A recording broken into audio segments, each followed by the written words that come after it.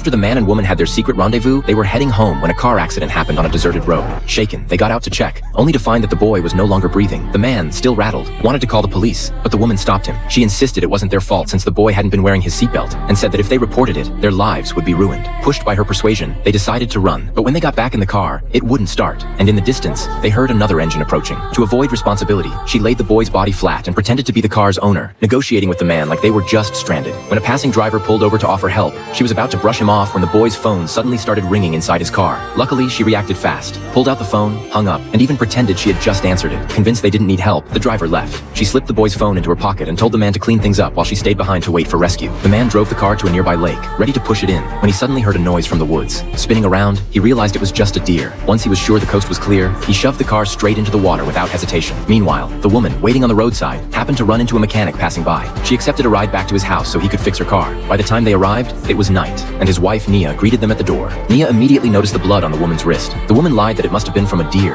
After cleaning up, they chatted casually. Nia explained that she lived there with her husband and their son, and then proudly showed a photo of him. The woman nearly jumped out of her skin, because the boy in the picture was the one they had just killed. Right then, the mechanic returned, saying the car was fixed, and invited her to stay for dinner. Panicked, she declined. But since their son still hadn't come home, Nia called him, and the woman froze when she heard a phone ringing, because she suddenly remembered the boy's phone was in her pocket. Thinking fast, she shoved it into the sofa cushions before rushing out. Once in the car, she adjusted the driver's seat, which made the mechanic suspicious that she wasn't the real owner. Quietly, he noted down the license plate number.